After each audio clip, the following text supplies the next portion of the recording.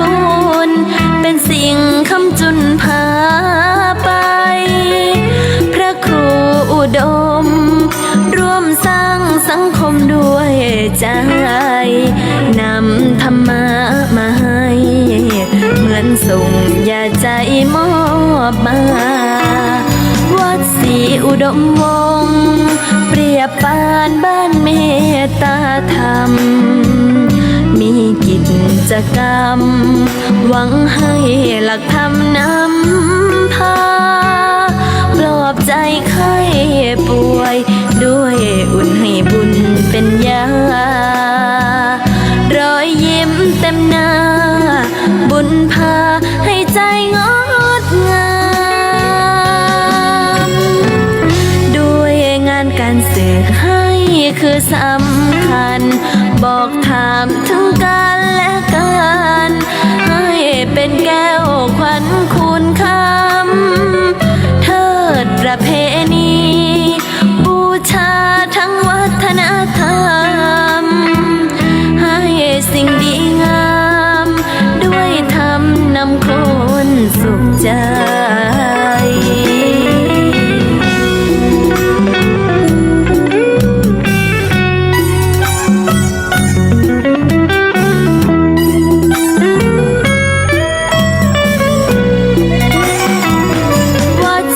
อุดมวงศ์เปรียบปานบ้านเมตตาธรรมมีกิจกรรมหวังให้หลักธรรมนำพาปลอบใจไข้ป่วยด้วยอุ่นให้บุญเป็นยารอยยิ้มเต็มหน้าบุญพาให้ใจงดงามการสื่อให้คือสำคัญบอกถามถึงกันและกันให้เป็นแก้วขวัญคุณคำเทิดประเพณีบูชาทั้งวัฒนธรรมให้สิ่งดีงามด้วยธรรมนำคนสุขใจ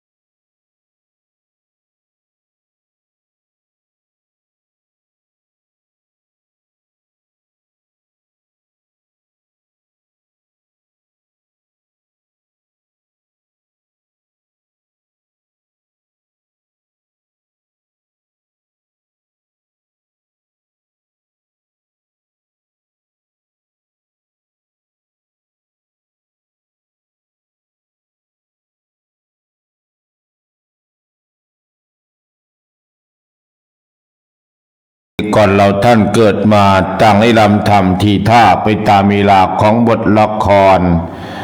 บางครั้งก็เศร้าบางข่าวก็สุขบางทีก็ทุกข์หัวอกสะท้อนมีล้างมีรักมีจากมีจรจบบทละครชีวิตก็ลาขอนอบน้อมต่อพระรัตนตรัยกราบคารวะพระมหาเถรานุเถระทุกรูปทุกวัดด้วยความเคารพอย่างสูงยิ่งขอความสุขความเจริญจงบังเกิดขึ้นมีแต่เราญาติโยมสาธุชนคนดีทั้งหลายด้วยกันทุกท่านทุกคนณโอกาสนี้ในค่ำเมื่อคืนวันนี้เป็นค่ำเมื่อคืนวันศุกร์ที่14สิงหาคมขึ้น1ค่ำเดือน9ปีมะเมียพุทธศักราช2569ได้วินมาบรรจบครบรอบอีกวาระหนึ่งซึ่งในวันนี้ในเวลา3 ทุ่มกับ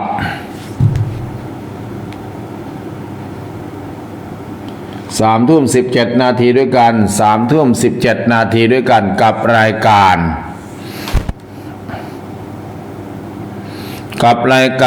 คลินิกพุทธธรรมนำสุขรายการคลินิกพุทธธรรมนำสุขจากทางสถานีวิทยุบริการสาธารณะพระพุทธศาสนาและวัฒนธรรมคลื่นความถี่ FM 101.75 เมกะเฮิรตซ์จังหวัดเลยลิงก์สัญญาณผ่านอินเทอร์เน็ตเว็บไซต์ไปทางเสียงธรรมจากถ้ำผาหม้อ FM 96.50 เมกะเฮิรตซ์วัดป่าจริยธรรมถ้ำผาหม้อติดตามรับฟังทางสถานีวิทยุพุทธศาสนาคลื่นธรรมจักรวัดภูจวงอำเภอมะไล่จังหวัดอุทัยธานีและก็คลื่นธรรมจักรสาธุเรดิโอ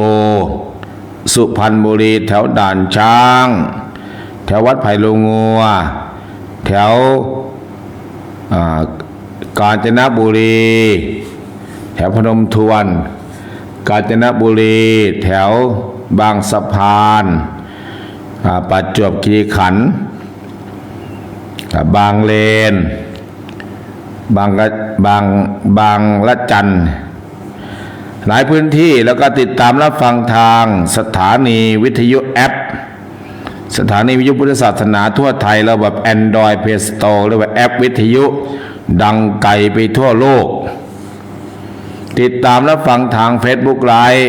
ธรรมะอาการิโกวัดศรีนวงศ์ Facebook Live ธรรมะอาการิโกวัดศรีนวงศ์ติดตามรับฟังทาง Facebook Live สมบัติมุนนา Facebook Live สมบัติมุนนาติดตามรับฟังทางช่อง YouTube Channel คลินิกพุทธธรรมช่อง YouTube คลินิกพุทธธรรมโดยพระครูดมวรานุวัตรคลินิกพุทธธรรมโดยพระครูดมวรานุวัตรให้ญาติโยมกดไลค์กดแชร์กดกระดิ่งแจ้งเตือนสับตะไคร้นะหั่นหอมลงไปด้วยออกอากาศจากอาคารมูลที่พุทธธรรมนำชีวิตวัดศรีนวงศ์บ้านนินาตำบลศรีสงครามอำเภอวังสะพุงจังหวัดเลยหมายเลขโทรศัพท์ก็0930851122 เวทมาภาพพระคุณดมวรานุวัตรเจ้าวาดเจ้าสำนักผู้นิการสถานีทำหน้าที่ตรงนี้หารู้ปูข่าวประชาสัมพันธ์ข่าวสารงานราชการข่าวสารงานพระพุทธศาสนาให้กับญาติโยมได้รับทราบรับรู้หมายเลขโทรศัพท์มีเลขเดียวญาติโยม0930851122 โดยธรรมาภาพพระคุณดมวรานุวัตรเจ้าวาดเจ้าสำนักผู้ในการสถานีทำในที่ตรงนี้เขาลบพวกข่าวประชาสัมพันธ์ข่าวสารงานราชการข่าวสารงานพระพุทธศาสนาจะมาอ่านรายชื่อผู้ที่จองเป็นเจ้าภาพกฐินตั้งแต่หมายเลข100ขึ้นมาที่ว่า100 102 101คุณยายนส1หรือไทย4แก้วบรรณาแกเนาะ1กองคุณยายนวลอินเจริญบ้านบุกสไลวงเล็บตายแล้วเพิ่นตายแล้วแหละแต่ลูกหลานมันทำให้นางนิตกุลฉัตรวงทองพร้อมครอบครัว1กองนางกิตนาโคธา1กองนางจันสารโพคาบุกสไล1กอง104 105แม่สุภาพแก่นศรียาพร้อมครอบครัวแม่จันแรมคงเจริญพร้อมครอบครัวแล้วก็สมอะไร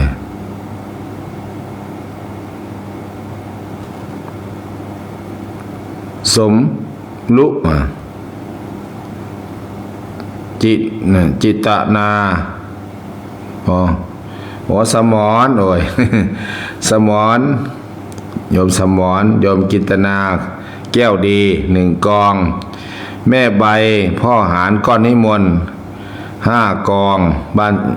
บ้านศรีปทุม แม่สมบูรณ์ลีลาภัย แม่ชีสมบูรณ์ลีลาภัย วัดป่าธรรมถ้ำผาหม้อแม่อ้วน1 กอง ยายเวทอุดมทรัพย์1 กอง แม่วาสนาจันล้วน1 กอง ครูอมรชาวะชิรนันท์1 กอง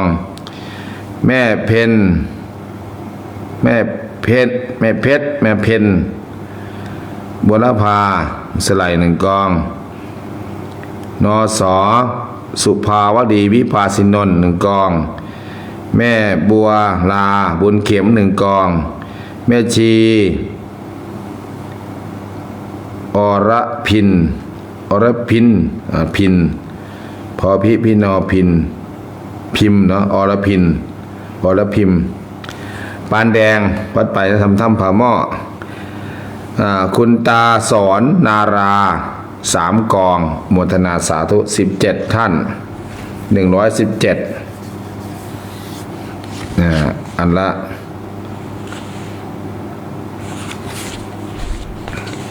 ผมไม่ได้อ่านเยอะเพราะว่าเพิ่งเอาเฉพาะที่เพิ่นจองมาใหม่อันเก่าวันว่างๆไว้อ่านอนุโมทนาสาธุการให้กับญาติโยมญาติโยมนะญาติโยมญาติที่อยู่ทางไกลวันนี้ไม่ได้ทักทายหลายวัน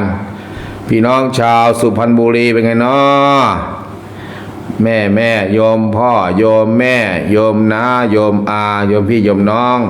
ญาติโยมสาธุชนคนดีที่ฟังอยู่เบอร์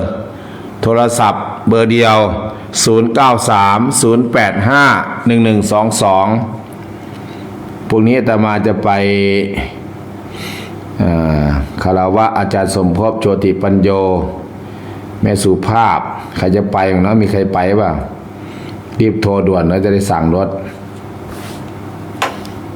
คารวะเพราะว่ามีผู้คนไปคารวะอาจารย์สมภพน่าจะประมาณสัก3,000 กว่าคน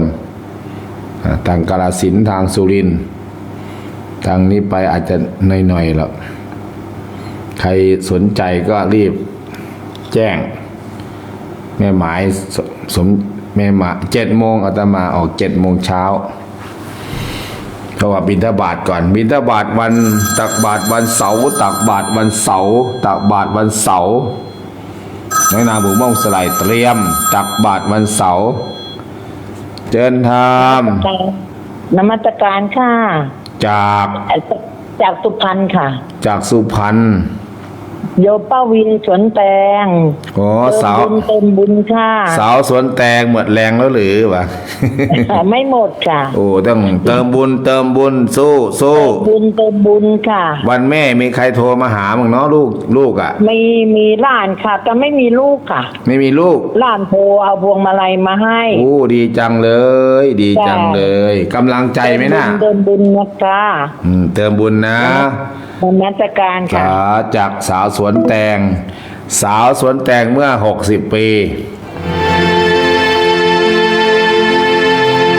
ต่อไปสายต่อไป093-085-1122เดือนสิงหาก็ฟังแล้วก็อย่าลืมอาจารย์ต้นเด้อค่าน้ำค่าไฟค่าบำรุงสถานีแต่ละพื้นที่แต่ละที่ช่วยกันหากสถานีจะล้างสถานีของเราใครเนี่ยเล่าเขาจะสร้างสถานีจะล้างถ้าญาติโยมหลีกปีกตัวหนีสถานีจะอยู่ได้ต้องร่วมกันสามัคคีเจริญพรกราบนมัสการพระคุณเจ้าเจ้าค่ะน้องนางก็เพิ่งเข้ามาจากบ้านป้าเจ้าค่ะอาจารย์ว่าไปนี่เลยเจ้าค่ะกราบนมัสเจริญพรนมัสการเจ้าค่ะจากสาวหนองยะไกรเจ้าค่ะสาวเจ้าค่ะมีใครโทรมาหาไหมลูกอ่ะลูกสาวมาหาเจ้าค่ะมีอะไรมาหาของเราพวงมาลัยกับปัจจัยพวงมาลัยกับปัจจัย1 ซองเจ้าค่ะดีใจไหมเล่า ดีใจพองโตเลยเจ้าค่ะ7 เดือน 8 เดือนกว่าจะมาครั้งหนึ่ง แม่นี้มีบุญคุณอันใหญ่หลวงนี่เนาะ เจ้าค่ะ สาธุบุญรักษา แล้วมา เจริญพร นมัสการพระอาจารย์ จาก จากอุทองจ้า อุทอง เติมบุญ ได้รับรางวัลได้รับกำลังใจจากลูกไหมเล่าวันมันแม่นะ ได้รับจ้า โอ้สาธุ สาธุลูก3 คนอยุ่กรุงเทพกันหมดเลย แม่สู้ๆนะแม่นะวันนี้นะ จ้า เจริญพรให้เจริญพร เจ้าค่ะ เจริญพรเอาสายต่อไปสายต่อไปอาตมาก็ขอให้แม่ทุกคนมีสุขภาพร่างกายแข็งแรงนะ แม่ทางสุพรรณบุรีแม่ทางอุทัยธานีแม่ทางกาญจนบุรีแม่ทางประจวบแข็งแรงกันทุกคนเจริญธรรม นมัสการนะเจ้าค่ะ ฟังค่ะ จังหวัดกาญจนบุรีอำเภอพนมทวน วันแม่ ตำบลดอนตะเพชรค่ะ ขอให้แม่มีกำลังใจ แข็งแรง ฟังค่ะ สาธุบุญรักษา ค่ะ เจริญพร นมัสการพระคุณเจ้าจะเติมบุญวันแม่ ทำไม่เติมบุญ วันแม่ได้อะไรจากลูกมึงเนาะ ได้ตังค์ ได้ตังค์โอ้ได้ตังค์ก็มา ได้ไข่ได้กับข้าวหลายอย่าง โอ้แล้วก็ได้ความรักเลยเนาะ จ้า สาธุบุญรักษา แม่ทองไกแก่นหามูล นมัสการเจ้าค่ะฟังอยู่เจ้าค่ะ โอ้วันแม่นี่ได้กำลังใจจากลูกบ่เนาะ เจ้าค่ะได้กำลังใจน้ำพายจานน้ำลายเจ้าค่ะ สาธุขอให้แม่ของไกแข็งแรงมือละเจ้าค่ะ ต่อสู้กับโลคาพยาธิแม่ทองไกแก่นหามูลจาก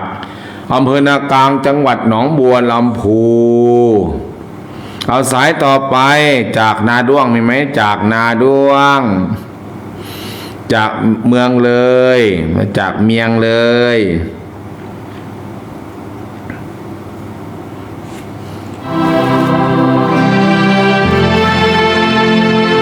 กาญจนบุรีมาแล้วพนมทวนมีอยู่คนเดียวว่าที่โทรมาฟังคนเดียวบ่สถานีทั้งคืนมีคนฟังอยู่คนเดียวบ่พนมทวนนะโทรมาเด้อ0930851122อย่างน้อยก็เช็คเรตติ้งอย่างน้อยก็เช็คว่ามีคนฟังไหมคนใหม่คนเก่าไม่ใช่ว่ามีอยู่คนเดียวโทรอยู่คนเดียวด่านช้างก็โทรอยู่คนเดียว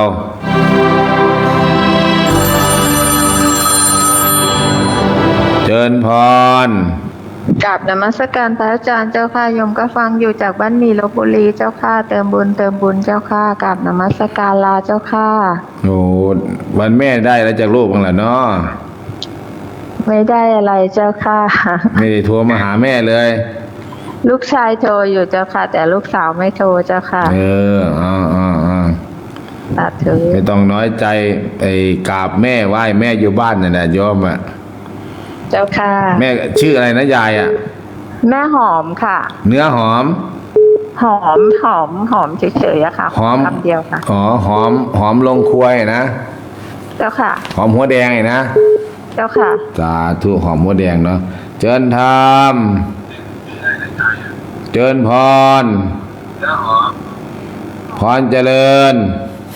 นมัสการค่ะ จากยายสวย สวย เนียมหอมถึงบ้านเรียบร้อยแล้ว ค่ะฟังอยู่เจ้าค่ะ ได้นอนพักผ่อนแล้ว มีแรงแล้ว นมัสการเจ้าค่ะ ขอให้ยายแข็งแรง สาธุเจ้าค่ะ เจริญพรยายสวยเนียมหอม เจริญธรรม ครับนมัสการหลวงพ่อเจ้าค่ะ สิงห์บุรีก็ฟังอยู่เจ้าค่ะ โอ้สิงห์บุรีก็ฟังดู เจ้าค่ะ ได้กำลังใจจากคนรอบข้างหมดเนาะ ได้เจ้าค่ะ ได้ไข้หวัดใหญ่สายพันธุ์เอมาด้วยเจ้า โอ้ ค่ะ โหได้ สายพันธุ์ใหญ่สายพันธุ์เอมาด้วยเนาะเจ้าค่ะ หายเร็วๆหายไวสาธุสาธุเจ้าค่ะ ๆเจิญพรเจิญพรก่อนจะกินยาเอายามาใส่มือแล้วก็สวดสกัตตาวาปุตตะรัตนังโอสถังอุตตมังวะลังหิตังเทระมโนสานังว่าไปสวดไปก็ทำให้ยามีคุณภาพขึ้นไปรักษาง่ายอันนี้แม่เปิ้ลบ่เปิ้ลบ่เบิ้ลบ่จากไหนเนาะแม่เปิ้ลเนี่ยเจิญธรรมการอาจารย์เจ้าค่ะฟังอยู่เจ้าค่ะนอนฟังอยู่เจ้าค่ะนอนฟังเสียงสัญญาณชัดเจนไหมวันเนี้ยชัดเจนอยู่เจ้าค่ะเนี่ยชัดเจนเมื่อวานน่ะไปฟังธรรมะเมื่อวานน่ะโอ้ยไปอยู่วัดบ่ได้เอาวิทยุไปเจ้าค่ะมันไปเพราะว่าเสียดายฟังอยู่ก็น้อยบ่ได้วิทยุไปโอ้เสียดายไปไปก็ย่านมันบ่ได้ยินกับห้องกันพระมาเทศแล้วจำศีลกี่คนล่ะมี6 คนเจ้าค่ะมี6 คนมี6 คนมีแม่อะไรบ้างล่ะแม่ช่วยแม่อำนวยแม่สุ่มใจจริง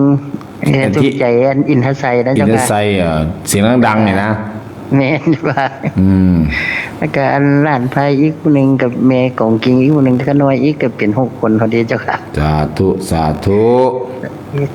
จังเจ้าค่ะบุญรักษาเติมบุญเอาสายต่อไปแล้วสายต่อไปแม่สุภาพวงรักษาฟังหน่อยเนาะฟังแล้วก็กดเข้ามาเด้อไลน์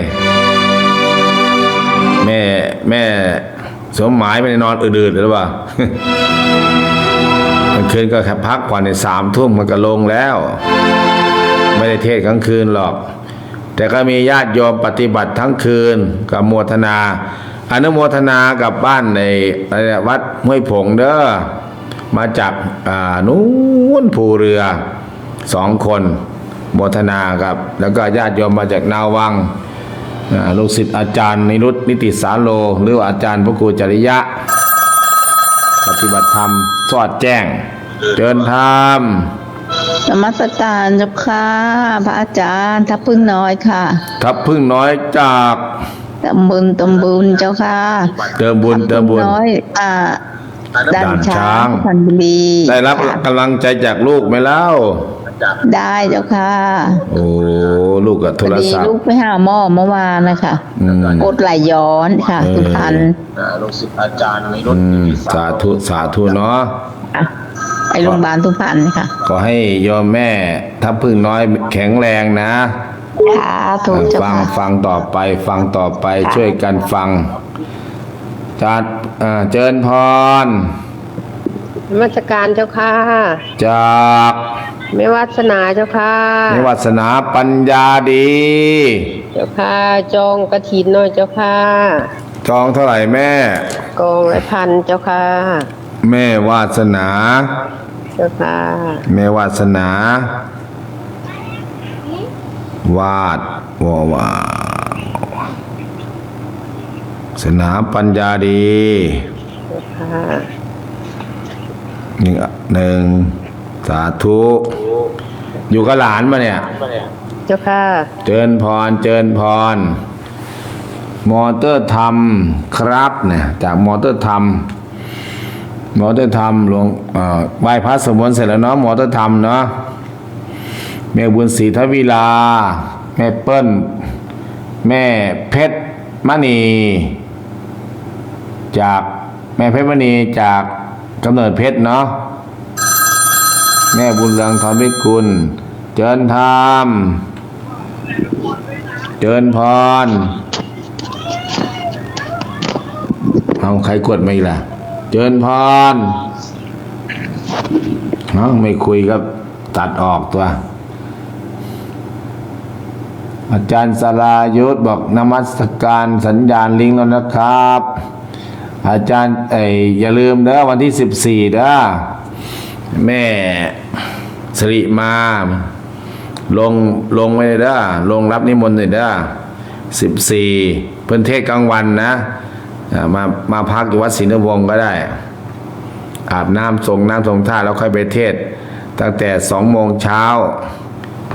3 โมงถึง4 โมง4 โมง5 โมงเที่ยงถึงบ่ายมา5-6 องค์มีอาจารย์มหาบุญช่วยปัญญาวัชิโรอาจารย์สรายุทธ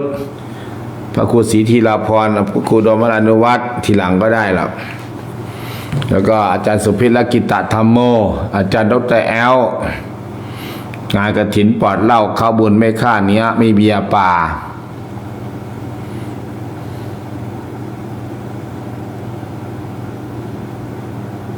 อันนี้หลวงพี่เลยเนาะภาษาอังกฤษอ่านไม่ออกครับผมขอเป็นภาษาไทยหน่อย อโมทนาสาธุการสุพรรณบุรีกาญจนบุรีแล้วก็อู่ทองแถวอำเภอเมืองจุดไหนมุมไหนที่ฟังสัญญาณได้ช่วยกรุณาโทรมาอัปเดตบุญแจ้งผลรับฟังเด้อโยมแม่ทั้งหลาย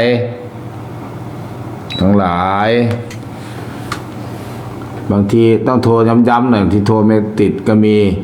โทร1โทร2โทร3สายมันซ้อนกันก็มีญาติโยมต้องขออภัยเพราะโทรศัพท์เบอร์เดียวมีเบอร์เดียว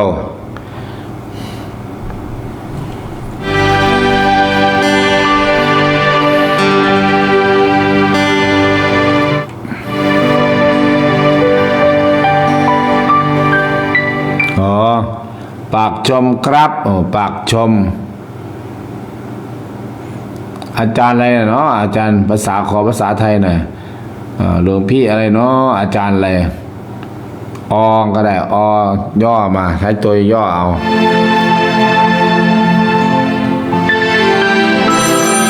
หรือว่าพระครูสุตตะธรรมภาวเจริญธรรมจากมาตรการเนี่ยหลวงพ่อจากอยู่บางเลนวัดไผ่ลงงัวบางเลนวัดไผ่ลงงัวจ้าอันนี้แม่อะไรนะลูกศิษย์ใหม่ฮะลูกศิษย์ใหม่ตรวจทุกแพรจ้ะเพิ่งฟังใหม่แล้วหรือฟังมานานแล้วฟังมาได้ประมาณไม่ถึงเดือนค่ะดีไหมถามความรู้สึกหน่อยดีไหมดีหรือไม่ดีดีจ้ะเราจะได้แก้เครียดเลยเนาะจ้าอาจารย์สรายุทธเพิ่นไปตั้งเครื่องตรงนั้นแล้วก็มีวิทยุฟังไหมน่ะมีเนาะมีจ้ะถ้าเราใช้โทรศัพท์สมาร์ทโฟนเราก็สามารถโหลดแอปก็ได้หนูไม่เป็น เดี๋ยวธรรมะสัญจรอาจารย์ต้นไปหาโหลดไว้อายุเท่าไหร่แล้วปีนี้อายุเท่าไหร่แล้ว63จ้ะ63ได้รับไอ้พรจากลูกไหมล่ะวันแม่ไม่มีใครเลยไม่มีลูกเหรอมีอยู่2 คนน่ะมี2 คนแต่ลูกลืมโอ้ยลูกเอ้ยลืมแม่ซะแล้ววันเกิดสาธุอาตมาให้โยมเนาะอาตมาให้โยมแม่มีแต่ความสุขมีแต่ความเจริญแข็งแรงเติมบุญนะสาธุจ้ะสาธุให้พรให้กำลังใจแทนแม่แทนลูกวัดแสงอรุณอาจารย์พระครูต้องพิมพ์หน่อยมันไม่กี้พระครูสุตตะธรรมวาทีนะนักเทศชื่อดังแห่งปากชมตัวเนี้ยสายต่อไปแล้วโทรทางถ้าใครเบอร์นี้ก็ไลน์ก็มีนะไลน์โทรไลน์ก็ได้เบอร์นี้ก็เป็น ID ไลน์0930851122นะ ID ไลน์โทรทางไลน์พระครูสุตตะรัตนวาทีรัตนแปลว่าแก้วเนาะพระนักเทศชื่อดังเด้มันงานกฐินนิมนต์มาเทศแล้ววันที่17ลงไปบุ๊กเลยนะ7พฤศจิกาจะเอาช่วงไหนผมเทศตั้งแต่บ่ายโมงถึง 5 โมงเย็นจาก5 โมงเย็นถึง6ถึงสว่างก็เรียกว่า15 กัน15 องค์กราบนมัสการเจ้าข้าแม่ใบชมอยู่ฟังอยู่เจ้าข้าโมทนาว่าเป็นพิมพ์ได้เยอะดีนะพิมพ์เก่งนะใหญ่เนาะฝึกพิมพ์ไว้เนี่ยฟังจากบ้านลาดครับผมวันที่7นะ7 พฤศจิกาอาจารย์จะมาช่วงไหนได้บางทีอาจจะช่วงเย็นไม่ว่างอาจจะติดงาน 2-3 งานก็หาช่วงมาระบุเวลาไว้ผมจะล็อกไว้15 กันเทศมันบรรยายน่ะหรือเทศอันนี้หรือว่าอาจจะเสริมแหล่กฐินบุญกฐินปลอดเหล้าเขาบุญไม่ขาดเนื้อไม่เบื่อปลาบางทีก็ไม่แน่อาจจะเทศตั้งแต่เที่ยงถึงบ่ายก็ได้เทศถึงบ่ายถึงเย็นพระเก่าพระใหม่คือบางทีช่วงกฐินมันแค่เดือนเดียวนะบางทีองค์นี้ว่างช่วงนี้กลางคืนผมไม่ว่างนะผมว่างกลางวันกับมากลางวันบางทีกลางวันผมไม่ว่างเขาว่างกลางคืนมาได้ถ่ายทอดสดไปทั่วโลกงานกฐินปลอดเหล้าเขาบุญไม่ขาดเนื้อไม่เบื่อปลาช่วงนี้ก็มีหลายคนถามว่าอาจารย์ที่วัดอาจารย์โอนหรือยังเนี่ย โอ้ยซื้อที่ซื้อเนี่ยมันซื้อจ่ายหมดแล้วก็เหมือนโอนแล้วแหละยายจ่ายหมดเรียบร้อยอันนี้ที่ถวายก็ระวังนิดนึงใครถวายที่บางทีพ่อแม่ถวายแต่ลูกไม่ได้ถวายบางทีพ่อแม่ถวายแต่ลูกตายไปแล้วเหลนหลานมาเอาก็มีระวังจะเป็นข่าวออกข่าวก็ทำให้ก็ดีอยู่อย่างหนึ่งก็คือว่าข่าวอันนี้ทำให้วัดต่างๆรีบทำทำรั้วรีบโอนมีออกโฉนดให้เรียบร้อยก็ถือว่าเตือนสติพระดีเหมือนกันเตือนสติพระดีเหมือนกันเอาสายต่อไปยมสายต่อไป0930851122เจิญพรเจ้านักการคุณเจ้าค่ะแม่สุดท้ายฟังอยู่เจ้าค่ะโอ้แม่สุดท้ายไปไหนไม่เห็นมาฟังเทศเมื่อวานน่ะโอ้อยู่วัดเจ้าค่ะเอาทำไมไม่มากันเนี่ยเหมารถไม่บอกรถไปรับมาอันมันเพิ่นโปรพาออกจากวัดเพิ่นเอาวิทยุไปฟังอยู่ในวัดเจ้าค่ะไม่พาออกจากวัดเจ้าค่ะจำศีลเจ้าค่ะโอ้ยจำศีลก็จำทักจำแน่ออกไปไหนก็ได้หรอกเอาวิทยุไปเปิดคับศาลาอยู่เจ้าค่ะเหมือนบ่แม่นกับมากำลังใจเนี่ยภาคก็ต้องอาศัยคนฟังด้วยค่อยกระดิ่งก่อนเจ้าค่ะโยมจะเข้าใจผิดว่าจำศีลแล้วออกจากวัดไม่ได้พระก็ศีลเกือบ300 ข้อก็จะออกไปทั่วทิพย์ทั่วแดนอาจารย์จรัญก็ไปจำศีลจำพรรษาอยู่อินเดียพวกนี้ก็นั่งเครื่องบินมาคารวะอาจารย์สมภพแล้วก็กลับไปเห็นไหมบางทีพวกญาติโยมสายป่าสายบ้านที่เข้าใจผิดไปไหนก็ได้โยมไม่ได้สำคัญโยมไม่ได้เข้าพรรษาโยมไม่ได้ภาวนาเข้าพรรษาโยมแม่ชีก็ดีเนนก็ดีแต่พระเนี่ยคือพระวินัยให้จำพรรษา3 เดือนไตรมาสอยู่ในวัดนี้แต่หากจำเป็น1ไปแสดงธรรมไปเทศไปโปรดหรือว่าพระจะศึกไปห้ามพระศึกเขาถวายสังฆทานหรือว่าเขามีหนังสือให้ไปประชุมอบรมสัมมนาก็ต้องไปแต่ไม่เกิน7 วันแล้วกลับมาแล้วก็ไปต่อก็ได้ต่อวีซ่านะไม่ใช่ว่าจำพรรษาแล้วออกไหนไม่ได้ก็อันนี้ก็โง่โพดนะ พูดหล่อนๆซะคือไม่เข้าใจนะเมื่อไม่เข้าใจแล้วเราจะไม่เข้าใจไงก็เหมือนคนเวลาเขาเวลาเวลาอะไรนะอาจารย์พระกุสุตตะเวลาเขาแห่ศพเวลาเขาเวียนศพอ้อมเมน ถาม10 คนเนี่ยตอบประมาณ9 คน ตอบ9 คนว่ายอมเวียนเมนทำไมเนี่ยเวียนให้ผีหลงทาง ผีมันจะหลงทางเป็นบ่วิญญาณจะหลงทางเป็นบ่วิญญาณมันก็เหมือนกับไอ้อะไรโทรศัพท์อะไรนะอะไรวันทูคอเนี่ยโนเกียเนี่ยวันทูคลื่นมันไปได้ทุกที่เนี่ยคลื่นโทรศัพท์ผีไม่มีหลงทางหรอกมันจะไปหลอกหลอนญาติโยมได้ตลอดเวลาน่ะผีอ่ะคำวิญญาณกราบรับชมฟังอยู่จากกรุงเทพพ่อเปรมเนาะอาตมาใช้คำว่าพ่อเปรมมาแล้วกันเด้อวันนั้นก็แล้วบางทีเขาหวานมันมีคนแก่อุ้มผ้าตายกระชักแล้วก็หวานเขาตอกแตกหวานเขาตอกแตกถามว่าเขาหวานเขาตอกแตกทำไมโยมทำไมไม่หวานข้าวโพดเลยหวานข้าวเปลือกไปเลยไม่ต้องไปคั่วมันเสียเวลาไม่ได้ดอกแล้วหวานทำไมล่ะหวานให้ผีมันกินมันนะโอ้ยตอบโง่ไม่ได้ศึกษาไม่ได้เรียนรู้อาตมาเนี่ยเป็นเด็กบวชก็สงสัยตั้งแต่เป็นเด็กนะเป็นเด็กวัดอยู่วัดเขาก็เห็นช่วยสับเปลือทำอยู่ก็หวานเขาตอกแตก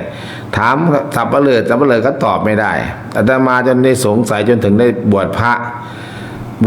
ก็ยังถามอีกว่าทำไมหวานทำไมไม่หวานอย่างอื่นนะหวานไอ้นู่นหวานไม่ข้าวคั่วไม่ใช่หวานข้าวคั่วทำไมไม่หวานเงาะเลยล่ะหวานอย่างอื่นก็ได้นะไม่ต้องเป็นว่าหวานเขาหาคำตอบไม่เจอแต่อาตมาต้องไปหาคำตอบจากพระสายปฏิบัติหรือพระที่เรียนน่ะพวกมหาบาลีสูงหน่อยหรือว่าอย่างเจออาจารย์มหาสมเจออาจารย์สมภพเนี่ยอาจารย์มาก็ถามทำไมเขาต้องหวานเขาตอกแตกเพิ่งก็ตอบบอกอาจารย์ไอ้ท่านสมบัติหวานเขาตอกแตกมันเป็นธรรมะชั้นสูงนะชั้นสูงนะแต่คนจะรู้จักหรือเปล่าชั้นสูงยังไงครับข้าวตอกข้าวตอกแตกหรือว่าข้าวคั่วเนี่ยเขาคั่วแล้วอ่ะมันปลูกมันหวานนั้นน่ะฝนตกมาเนี่ยมันขึ้นไหมไม่ขึ้นทำไมไม่ขึ้นล่ะเพราะมันไม่มียางมันสุกแล้วถ้าเอาข้าวเปลือกมาหวานเอาข้าวโพดมาหวานเลยเนี่ยมันจะงอกทำไมมันถึงงอกมันมีเยื่อใยยางสิเนหามีกิเลสสิเนหาคือกิเลสนั่นแหละมันยังเกิดอยู่ถ้าเอาข้าวไปคั่วหรือเอาข้าวตอกแตกไปคั่วเนี่ยมันไม่สามารถเกิดได้แล้วเหมือนกับพระที่บรรลุอรหันต์แล้วไม่เวียนว่ายตายเกิดในวัฏสงสารอย่างพระพุทธเจ้าอย่างเหล่าพระอรหันต์อย่างหลวงพ่อหลวงตาเราเทียบว่าหลวงตาหลวงปู่มั่นหลวงตามหาบัวอะไรเงี้ยครูบาอาจารย์หลวงปู่ชาเงี้ยถ้าเป็นบ้านเรานะถ้าเป็นสมัยข้างพุทธกาลกันนู่นน่ะพระโมคคัลลาสารีบุตรพระมหากัสสปะน่ะไม่ได้กลับมาเกิดแล้วเพิ่นบรรลุเข้าสู่มรรคผลนิพพานแล้วอย่างเราท่านทั้งหลายยังเวียนว่ายตายเกิดอยู่ยังมีเสน่หายังมีกิเลสอยู่ใครเรามาด่าแม่เดี๋ยวไม่เอามีดมาแทงหรือเอาปืนมายิงถ้าคนไหนบอกด่าแม่มึงพุทโธใครทำได้สักกี่คนเนาะใครทำได้กี่คนเขาเดินมาถึงด่ายายใบหน้าหมาเนาะยายใบจะทนบอกหรือจะเอามีดฟางลงไปบอกหรือว่าจะพุทโธหน้าหมาขอบคุณข้ามีบ่คนเรามีกิเลสอยู่มันก็จะมีโลภโกรธหลงอยู่ถ้าคนไม่มีกิเลสไม่มีโลภโกรธหลงเขาด่าไม่ด่าตอบขอบคุณเขาจะด่าว่าไอ้หน้าม้าสมมติสมเปรียบเทียบว่ายายใบหน้าม้าเนี่ยยายใบก็ตอบฉันนี่หนาเฉพาะฉันนี่หมาเฉพาะหน้านะแต่คนพูดเนี่ยหมาทั้งตัวว่าใครจะเก็บกว่ากันยอกย้อนว่าคนพูดนี่หมาทั้งตัวแต่ฉันนี่หมาแค่หน้าอย่างเดียวนะแต่ร่างกายเนี่ยเป็นคนเนี่ยมันนั่นคือ ความโลภความโกรธความหลงมันมีทุกคนราคะคิโทสะคิโมหะคิเขาจึงเปรียบเทียบว่าเอาเนี่ยเป็นปริศนาธรรมทำไมต้องเวียนเวียน3 รอบอนิจจังทุกขังอนัตตาเนี่ยกิเลส3 กองเนี่ยทำไมต้องคนตายรดน้ำศพเลยรดน้ำรดที่ไหนรดที่มือตอนเกิดมาก็แหว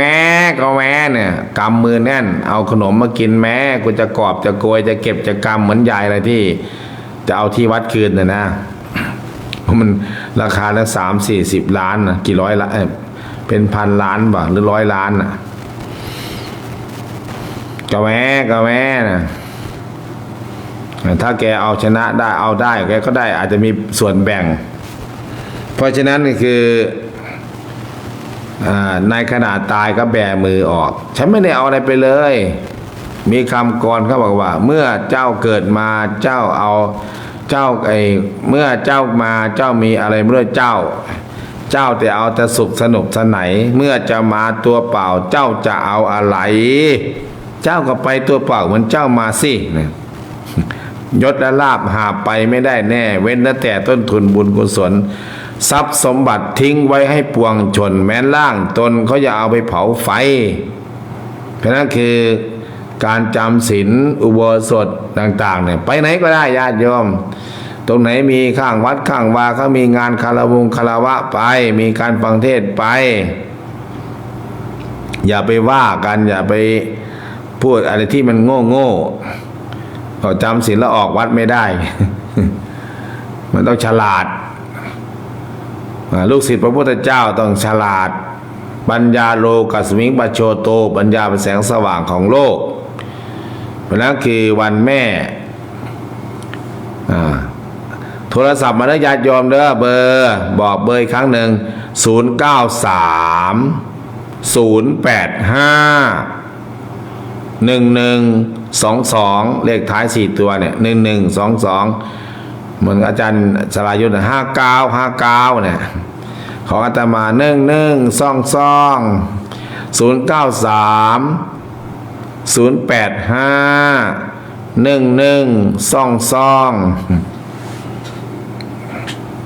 เอาเนินๆหน่อยนะเชิญธรรม ขอน้อมมัชการเจ้าค่ะพระคุณเจ้าแม่สมจิตบ้านอย่างเดียวฟังเยอะเจ้าค่ะพระอาจารย์อัปเดตบุญก่อนนอนเจ้าค่ะนี่แหละบุญก่อนนอนทำก่อนวันแม่อาตมาไม่ได้เมื่อกี้ก็ไม่ได้ท่องเวลาจ้ออะไรไม่ได้พูดแต่คือมีคนเขาเขียนเนาะเขียนก็อวยวันเกิดคนก็ชอบจัดวันงานวันเกิด Happy Birthday to you วันเกิดคุณโน้นวันเกิดคุณนี้วันเกิดคุณหญิงคุณนายวันเกิดคุณพวกทหารเหล่าทัพต่างๆมีคนไปอวยพรกินเลี้ยงกันมากมายวันเกิดพระก็มีได้มีคนก็ไปเห็นวันเกิดแล้วก็ไม่สนใจแม่สนใจจากคนแขกที่มาในงานเขาเลยแต่งประพันธ์ไว้ไม่รู้อาตมาลืมว่าใครไม่รู้แต่งเขาเขียนว่างานวันเกิดยิ่งใหญ่ใครคนนั้นรับสายก่อน เชิญทำรีบโทรจะท่องก่อนกราบนมัสการพระคุณเจ้ายายสงวนฟื้นแล้วอาจารย์สาธุบุญรักษาเทวดาคุ้มครองเจริญแข็งแรงเจริญพรเวลาน้อยใช้สอยประหยัดแบ่งเวลากันใช้แบ่งเวลามาหาฉันบ้างงานวันเกิดยิ่งใหญ่ใครคนนั้นฉลองกันในกลุ่มผู้ลุ่มหลงลาภยศสรรเสริญเพลินทนงวันเกิดส่งชีพสั้นเร่งวันตายอีกมุมหนึ่งซึ่งเหงาหน้าเศร้าแท้หญิงแก่ๆนั่งคอยแล้วคอยหาโอ้วันนั้นเป็นวันอันตรายแม่คลอดสายโลหิตแทบพิษชนวันเกิดลูกเกือบคล้ายวันตายแม่เจ็บท้องแท้เท่าไหร่มิได้บ่นทนอุ้มท้อง9 เดือนเนี่ยกว่าจะรอดคลอดเป็นคน เติบโตตนบัดนี้นี่เพราะใครนี่เพราะใครเติบโตตนบัดนี้นี่เพราะใครวันเกิดลูกเกือบคล้ายวันตายแม่เก็บท้องแท้เท่าไหร่มิได้บ่นทนอุ้มท้องกว่าจะรอดคลอดเป็นคนเติบโตตนบัดนี้นี่เพราะใครฉะไหนจึงเรียกกันว่าวันเกิดวันผู้ให้กำเนิดจึงถูกกว่าคำอวยพรที่เขียนควรเปลี่ยนมาให้มารดาคุณเป็นสุขจึงถูกแท้เลิกจัดงานวันเกิดกันเถิดนะควรที่จะคุกเข่ากราบเท้าแม่นึกถึงพระคุณอบอุ่นแท้อย่ามัวแต่จัดงานประจานตัวเพราะนั้นคือ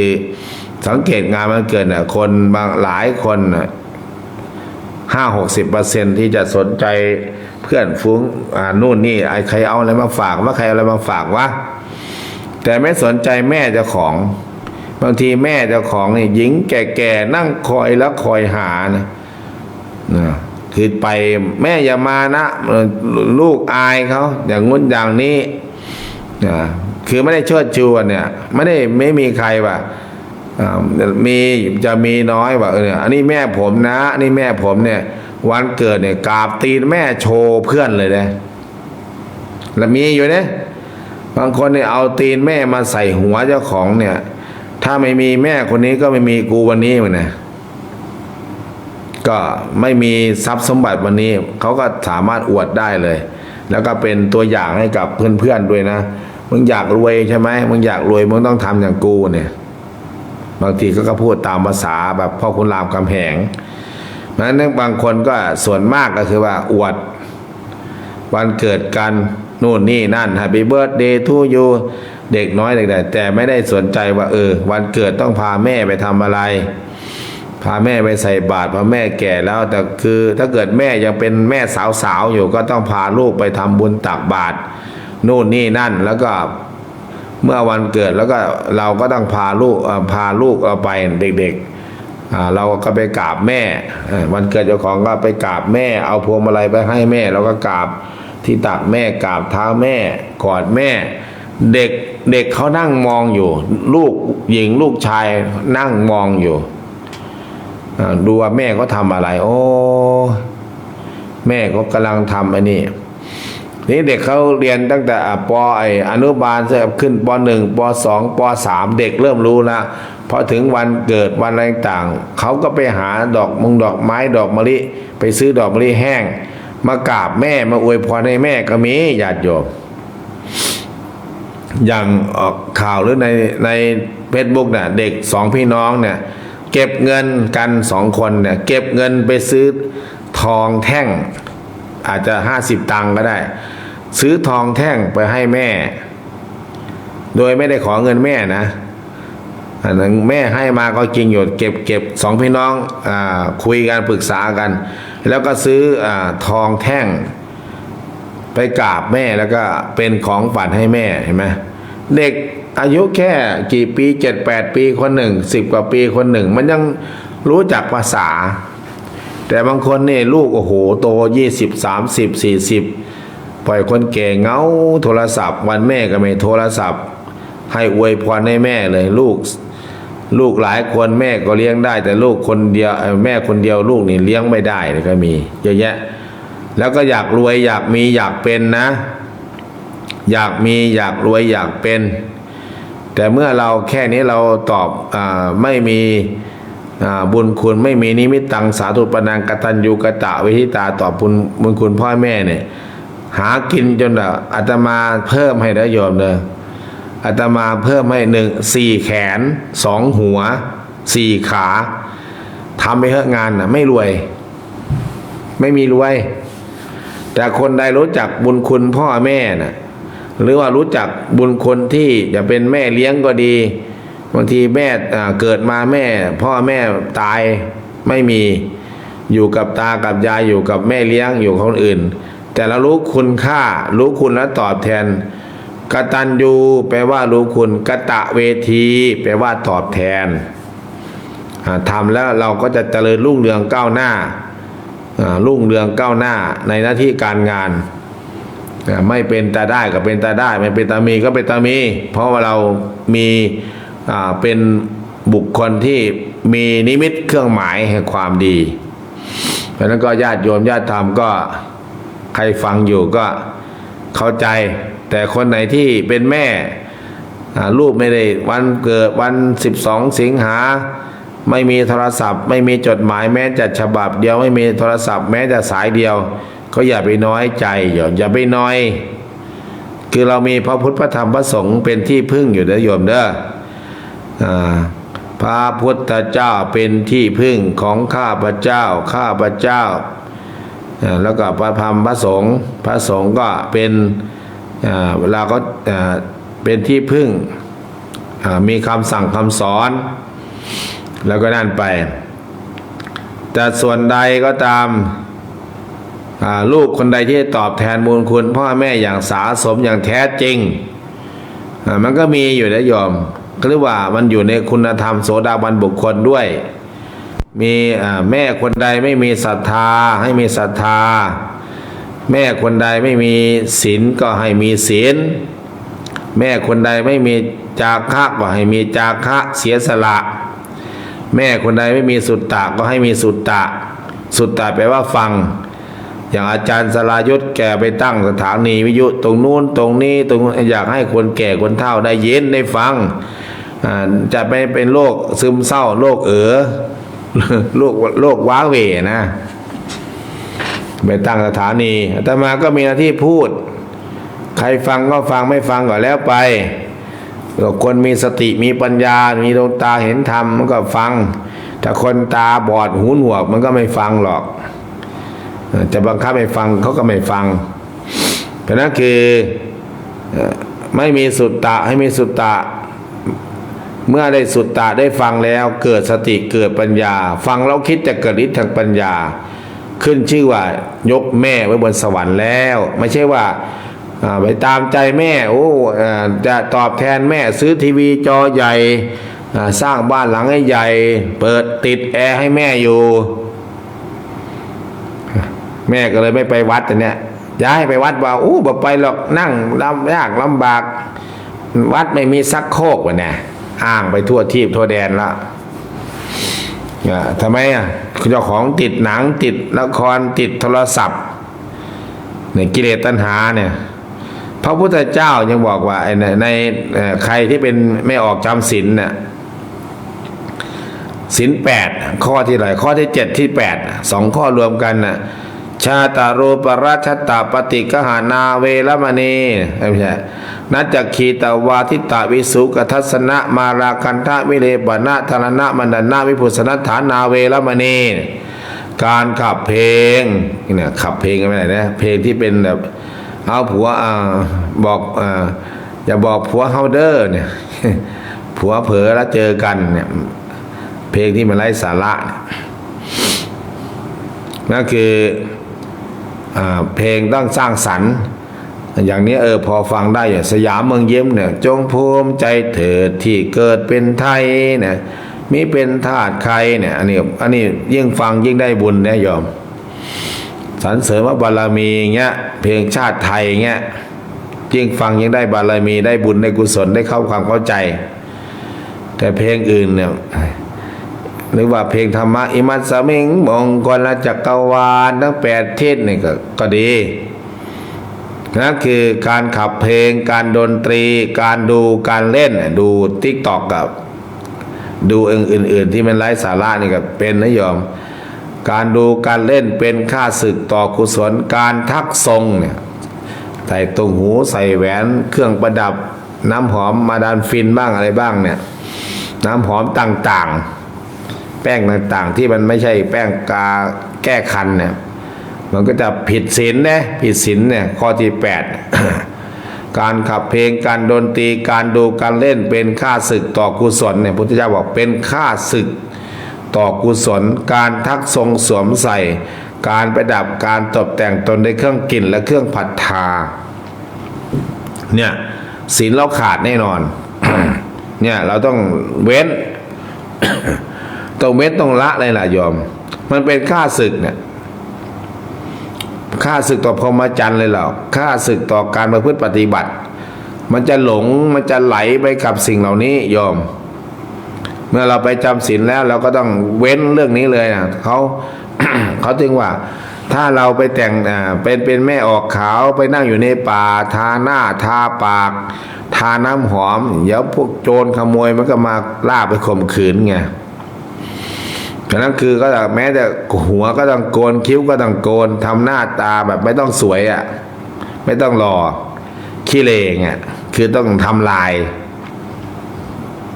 เหมือนกับบาทพระยังทำลายบาทสีสแตนเลสก็ต้องหาสีดำมาทามาพ่นทำให้บาทมันขรุขระโบงามนะไม่มีความงาม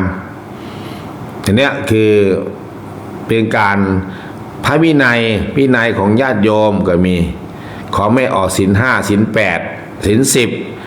227 311ข้อของภิกษุณีเราก็ต้องวินัยคือข้อวัดปฏิบัติให้เราเนี่ยเป็นบันไดไต่ถึงไปสู่มรรคผลนิพพานเพราะนั้นคือการศึกษาธรรมะต้องทำความเข้าใจทุกวันนี้มันมีใน YouTube Facebook เหมือนละยายบางทีเราไม่ต้องอ่านก็ได้ซื้อว่าเบญญศีลเบญญธรรมจะไปท่องเลยเบญญศีลอะไรบ้างก็แล้วก็เปิดฟังแล้วก็จำเรียกว่าจำดีกว่าจดจำดีกว่าจดจำไม่หมดก็จดเอาไว้คนอะไรทั้งไม่จำไม่จดไงมันก็ไม่รู้แล้วก็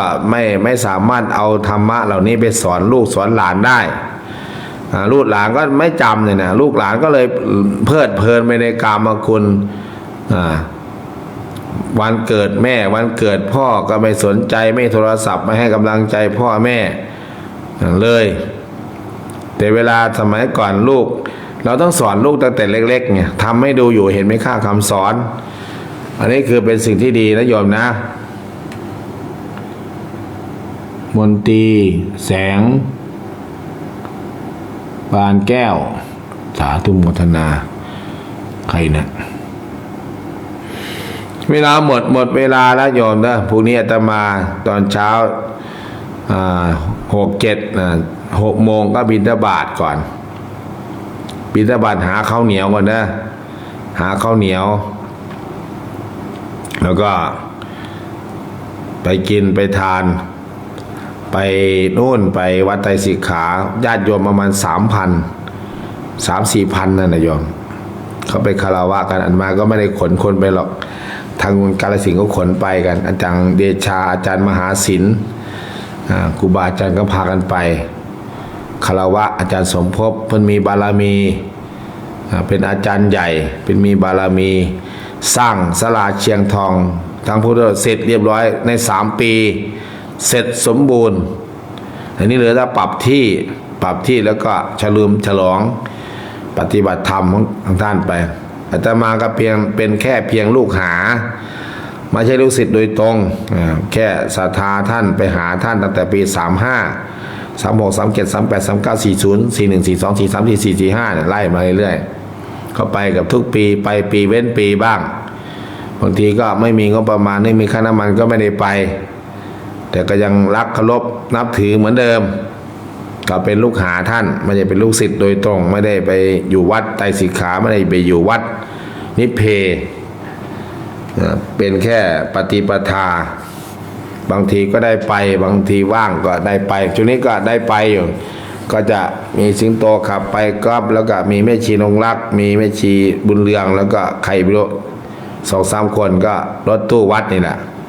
เติมน้ำมันไปถ้ามีใครอยากไปนำฉันอยากไปต้องบอกล่วงหน้าพอไปดูคนถ้าดูคนเยอะก็ต้องไปวัดไตรสิกขาในช่วง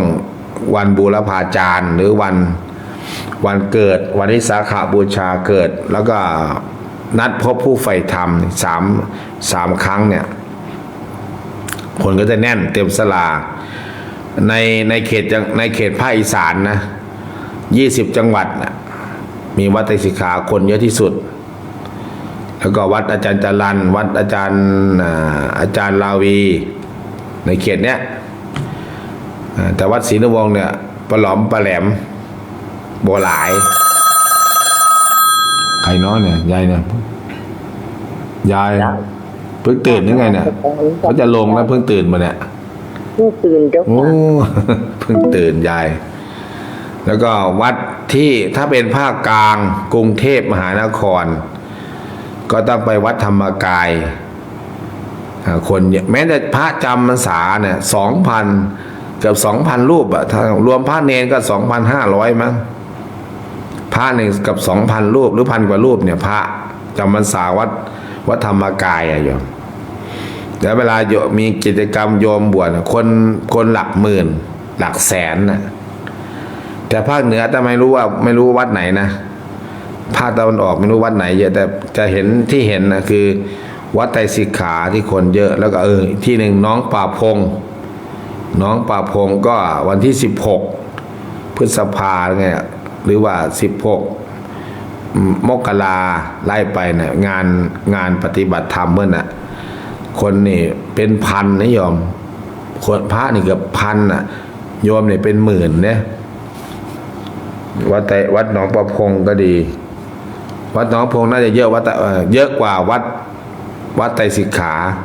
วัดหนองปอพงเขาไปรวมกันคนเป็นหมื่นพระเป็นพัน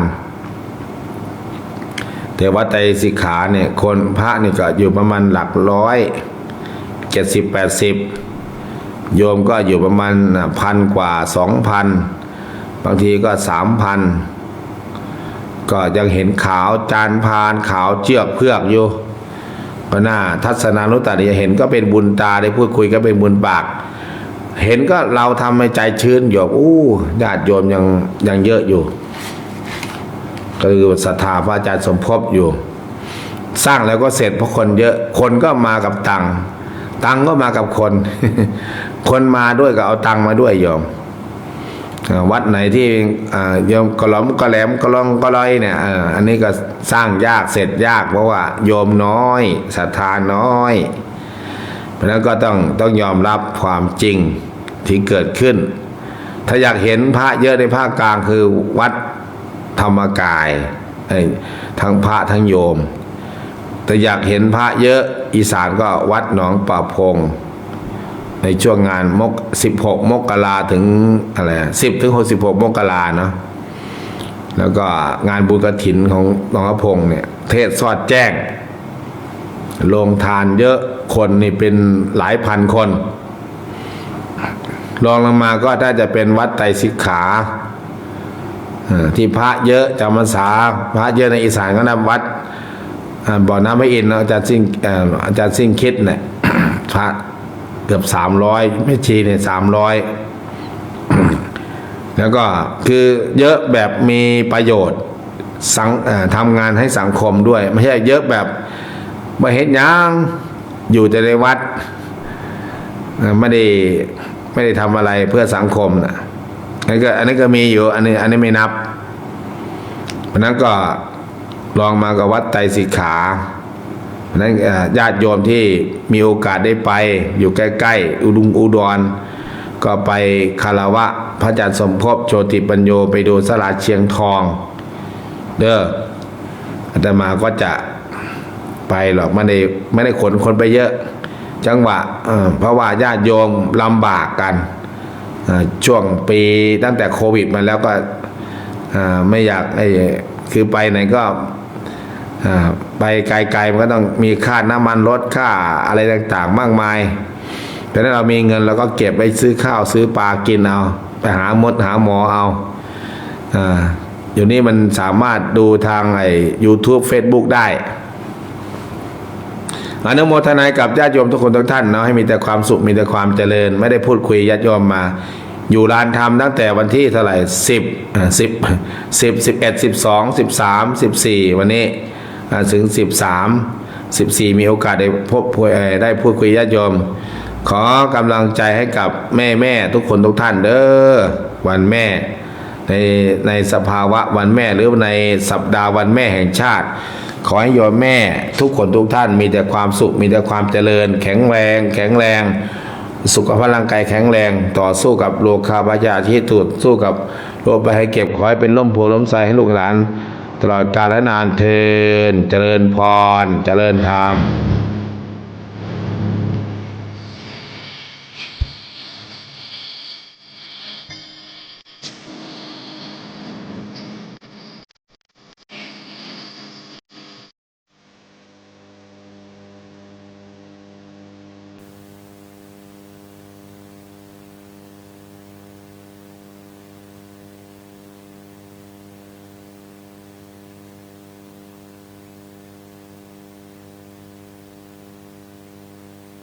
อุ่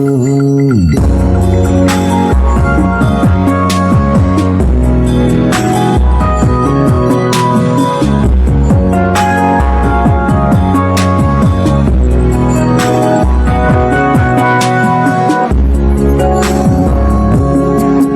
ใดๆโลกนี้ไม่มีเทียบเทียมอุ่นอกอ้อมแขนป้องกันแม้ประกอบรักเจ้าจึงปลูกรักลูกแม่ยอมห่วงใยไม่อยากจากไปไกลแม้เพียงครึ่งวัน ให้กายเราใกล้กัน ให้ดวงตาใกล้ตา ให้ดวงใจ เราสองเชื่อมโยงผูกพัน